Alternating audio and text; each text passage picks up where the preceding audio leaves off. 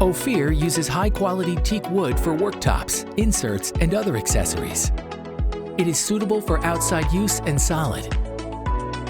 Wood is a natural product and does change colors and structure with time and is affected by weather conditions.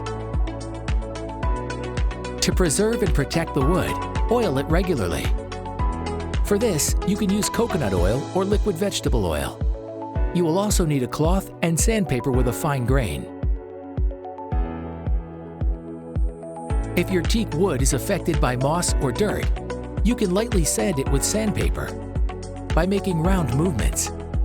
This same methodology can be applied for both wooden details, on, for example, the cover, the working tops, and wooden furniture.